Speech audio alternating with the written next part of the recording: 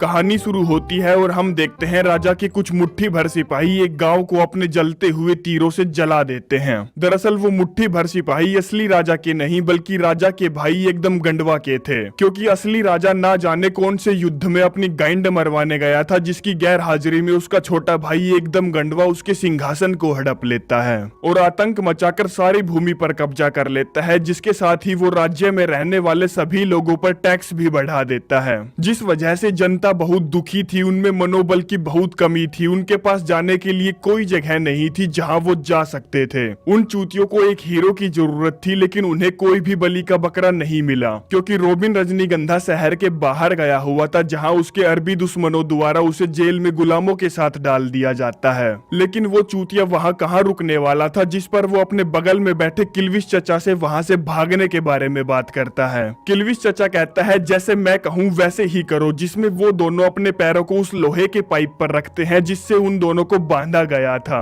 जिसको वो दोनों 3 की गिनती पर बाहर की तरफ धकेलते हैं, जो कि भोसड़ी चोद एक ही झटके में बाहर आ जाता है, क्योंकि वो पीओपी से चिपकाया गया था, जो कि आज न कल तो अपने आप ही बाहर आकर गिर जाता। जिसके बाद वो दोनों तो वहां से भागते ही हैं, साथ में वहां पर जितने भी कैदी थे वो सभी को अपने साथ लेकर भाग जाते हैं। अगले सीन में हम उन दोनों को बीच पर देखते हैं, जहां रॉबिन रजनीगंधा किल्विश चचा का कर्जदार हो चुका है, जिसके काले कर्ज को उतारने के लिए वो उसके लिए कुछ भी करने को राजी था, जिस पर किल्विश चचा उसे कहते हैं मेरा एक बेटा है जो कि मेरा जैसा ही काला दिखता है और वो तुम्हारे ही शहर इंग्लैंड में रहता है, जिसकी फोटो वो रॉबिन रजनीगंधा को देते हुए कहता है तुम उसको अपने साथ रखना और उसका ख्याल रखना। जिसके बाद रॉबिन बेटी चौथ, जिसमें दिमाग की कमी थी, वो चूतिया वहां से तैरता हुआ लगभग 5000 किलोमीटर दूर इंग्लैंड शहर पहुंचता है, जहां पहुंचते ही ना जाने उस चूतिये को कौन कपड़े और अपना घोड़ा दे देता है। और आगे एक जगह वो देखता है कि कुछ सिपाही एक काले लड़के को दे घुसंड दे लात बढ़िया से कूट रहे हैं।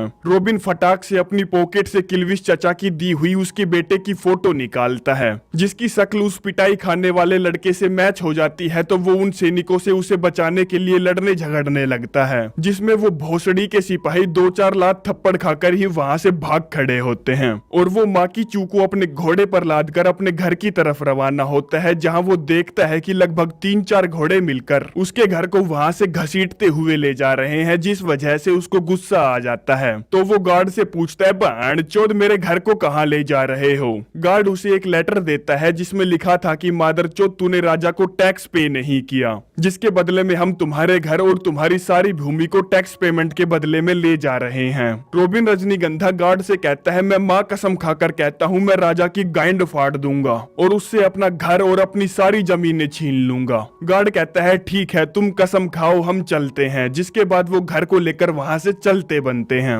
आगे हम रॉबिन के चेले को देखते हैं जो कि उसी के घर में रहता था और उसी के घर में बने शौचालय में टट्टी कर रहा था, लेकिन उसे पता ही नहीं चला कि वो कब दिन के उजाले में आ गया, क्योंकि वो अंधा था। जिससे वो कहता है कि भोसड़ी चौद अब से ऐसे खुले में टट्टी मत किया कर, क्योंकि राजा के सिपाही हमारी हवेली को ले गए। अंधा कहता है ये तो बड़ी नाइंसाफी हुई मेरे मालिक, अगर आपके पिता जीवित होते तो ऐसा कभी नहीं होता। रॉबिन पूछता है क्या बात कर रहे हो, वो मर गए क्या? अंधा कहता है हाँ मालिक। रॉबिन पूछता है और मेरी माँ का क्या हुआ? अंधा कहता है उनकी भी मृत्यु हो गई। रॉबिन पूछता है और मेरे भाइयों का क्या हुआ? अंधा कहता है वो सभी भी मारे गए चिकनगुनिया की वजह से।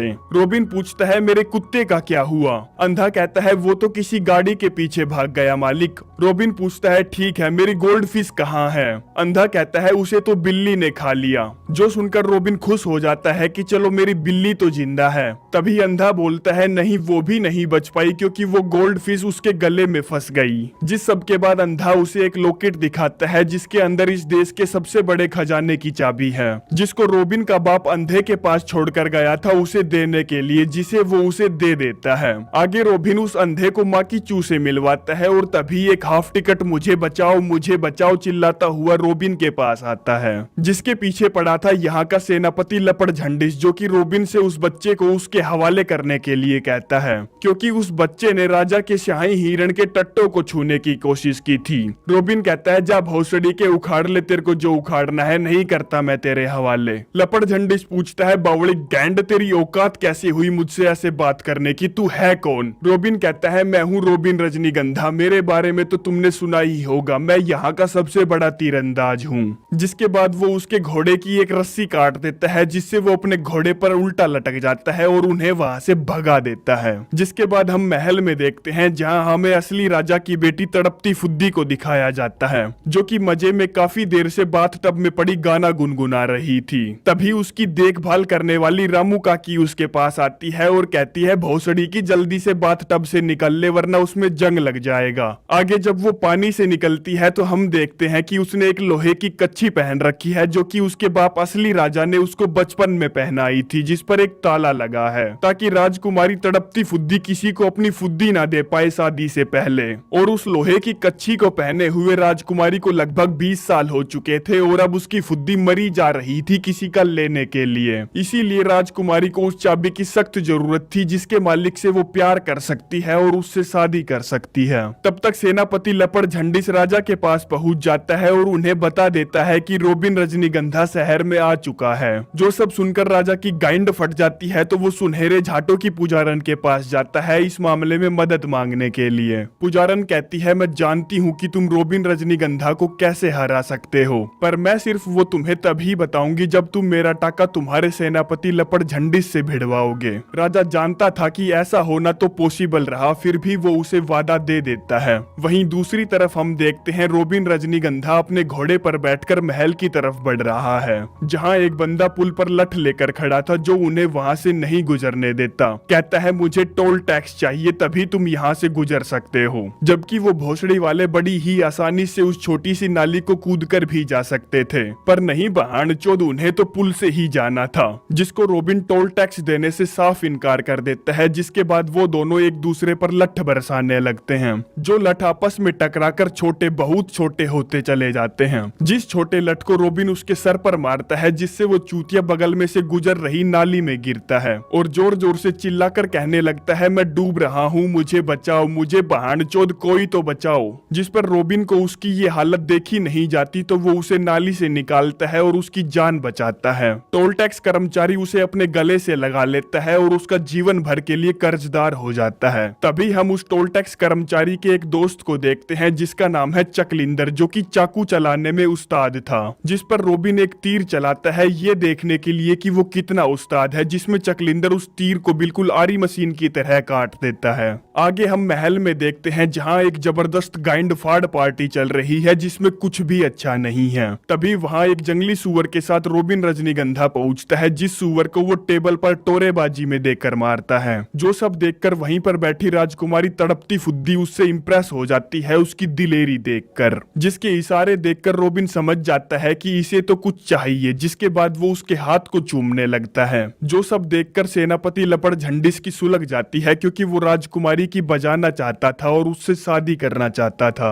जिसके बाद वो राजा एकदम गंडवा से कहता है, बावड़े गैंड, ये सिंहासन खाली कर दे और जो भी टैक्स तूने सारी प्रजा पर बढ़ाए हैं उन्हें कम कर दे, क्योंकि ये सिंहासन तेरे बाप का नहीं तेरे भाई का है, जिसकी गैर हाजिरी में तूने इसे कब्जाया है। अगर तू मेरे बताए अनुसार नहीं चला तो मैं तेरी सारी प्रजा को तेरे खिलाफ खड़ा कर दूंगा। तभी सेनापति लपड़ झंडिस रोबिन के मुंह पर एक तमाचा जड़ देता है और कहता है, भोसड़ी के पहले तू मेरे खिलाफ तो खड़ा हो।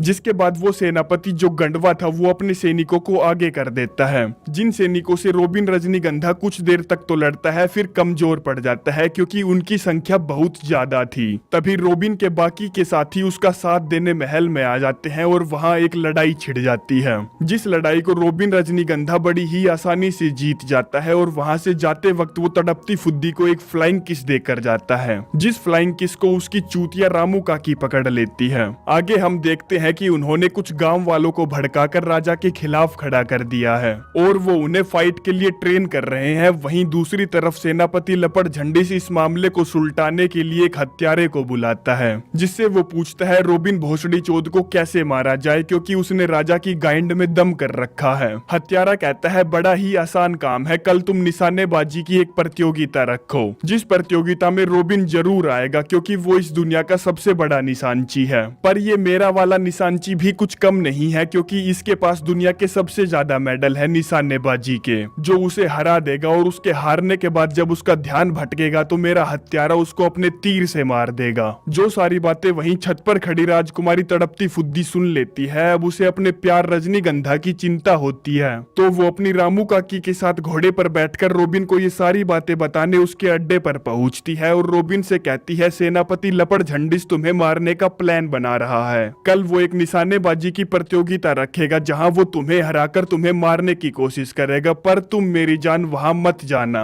रोबिन कहता है ठीक है बेबी, मैं नहीं जाऊंगा। जिसके बाद वो राजकुमारी को खोपचे में ले जाता है उसके साथ चौदम पट्टी मचाने के लिए। राजकुमारी कहती है तुम मेरे साथ जो चाहे वो कर सकते हो, पर तुम कुछ भी नहीं कर सकते क्योंकि मैंने एक लोहे की कच्छी पहन रखी है जिसके ऊपर एक भारी भरकम ताला लगा है, और जो बंदा मुझसे सच्चा प्यार करता है उसी के पास इस ताले की चाबी है। जिस दिन मैं अपने उस प्यार करने वाले को पाऊंगी उसके साथ खूब चौदम पट्टी मचाऊंगी। जिसके बाद राजकुमारी और उसकी रामू काकी वहां से चली जाती हैं। वहीं अगले दिन हम देखते हैं रोबिन रजनीगंधा के दोस्त भेष बदलकर उस प्रतियोगिता में शामिल हो जाते हैं। जिसके बाद सारे खिलाड़ी निशाने पर निशाना लगाते हैं जिसमें से ज्यादातर खिलाड़ी खेल से बाहर हो जाते हैं, सिर्फ 2 खिलाड़ियों को छोड़कर, जिनमें से एक तो उस हत्यारे का खिलाड़ी था और दूसरा ये बूढ़ा था जो अपना रोबिन रजनीगंधा है। रोबिन फिर से एक तीर चलाता है जो कि निशाने के बिल्कुल निशाने पर लगता है। जिस निशाने को देखकर सेनापति समझ जाता है कि ये बूढ़ा नहीं रोबिन भोसड़ी वाला है।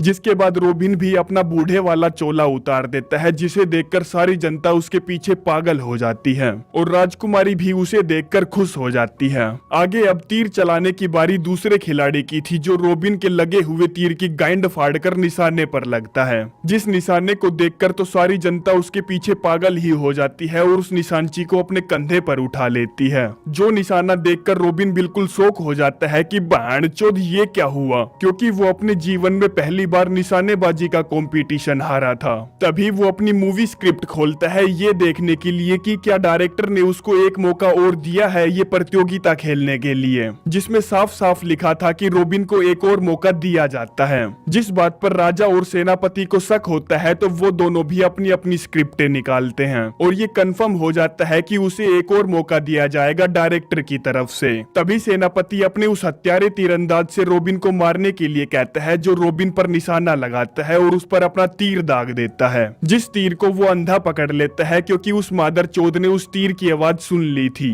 जिसके बाद रोबिन अपना तीर निकालता है और उसे निशाने पर साधता है कि तभी दूसरा प्रतियोगी उसके पैर में अपना धनुष मारकर उसका बैलेंस खराब कर देता है, जिस वजह से वो तीर ऊपर आसमान में चल जाता है। लेकिन मैंने रोबिन को ऐसे ही दुनिया का सबसे बड़ा तीरंदाज नहीं कहा था। दरअसल वो तीर ऊपर हवा में जाने के बाद भी वापस घूम कर आता है और सारी ऑडियंस की गाइंड के नीचे से निकलकर अपने निशाने को ढूंढकर उसे निस्तो नाबूद कर देता है। काश ये घोर कलयुग देखने के लिए गुरु द्रोणाचार्य जिंदा होते तो वो आज इस चूतिये से इसका अंगूठा मांगने की बजाय इसका सर मांगते। अब ये सब देखने के बाद सेनापति को गुस्सा आ जाता है तो वो अपने सैनिकों से उसे बंदी बनाने के लिए कहता है और वो उसे फांसी के फंदे पर टांग देते हैं। जो सब देखकर राजकुमारी तड़पती फुद्दी सेनापति से कहती है तुम रोबिन की जान बख्श दो, मैं तुम्हें अपनी फुद्दी दे दूंगी, अपना पूरा शरीर दे दूंगी, पर मैं तुम्हें अपनी आत्मा और अपना दिल नहीं दूंगी। सेनापति कहता है ठीक है मुझे कोई ऐतराज नहीं, वैसे भी मैं क्या करूंगा तेरी आत्मा और तेरे दिल का, मुझे तो बस तेरा बिल चाहिए। जिसके बाद वो दोनों शादी करते हैं लेकिन अभी भी रोबिन को फांसी के फंदे पर ही लटकाया गया था क्योंकि अगर तड़पती फुद्दी शादी करने से इनकार करती है तो रोबिन को फांसी दे दी जाएगी। और इससे पहले कि तड़पती फुद्दी शादी के लिए कबूल है बोलती तभी माकी चू एक तीर चलाता है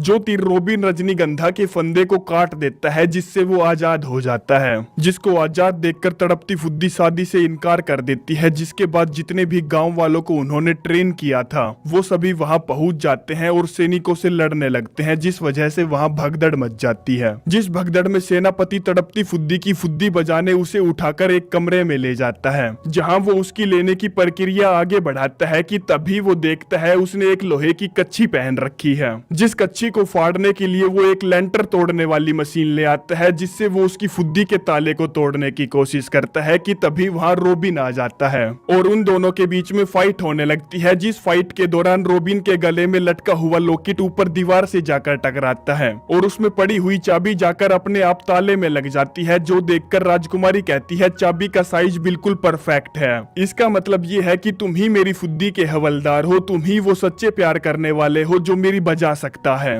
जो बातें रोबिन अपनी तलवार पीछे की तरफ करके सुन रहा था जिस पर सेनापति पीछे से वार करता है और वो तलवार गलती से उसके शरीर में घुस जाती है जिस वजह से वो मरने लगता है। तभी वहां सुनहरे झाटों की पुजारन आती है जो कि उसे पोलो टॉफी दिखाती है। कहती है ये वो टॉफी है जिससे तुम्हारी जान बच सकती है, पर मैं ये सिर्फ तुम्हें तभी दूंगी जब तुम मेरी लोगे। अब भोसड़ी का मरता क्या ना करता, वो कहता है ठीक है ला खिला दे मुझे, जिसको खाने के बाद सेनापति लपड़ झंडिस की जान बच जाती है, जिसको वो पुजारन घसीटते हुए अपने कमरे में ले जाती है। आगे रोबिन तड़पती फुद्दी को गोद में उठाकर वहां से बाहर ले जाता है, जहां वो सारी जनता के सामने उससे शादी करता है। तभी वहां इंग्लैंड का असली राजा आता है, जिसको अपनी गाइंड मरवाने से फुर्सत मिल गई थी। वो अपना ताज वापस लेता है और उन दोनों को शादी की परमिशन दे देता है, जिसके बाद वो सभी को सभी की जमीनें वापस कर देता है और बढ़ाए हुए टैक्सेस भी कम कर देता है। जिसके बाद उन दोनों की शादी हो जाती है और वो एक खच्चर पर बैठकर खुशी खुशी वहां से चले जाते हैं।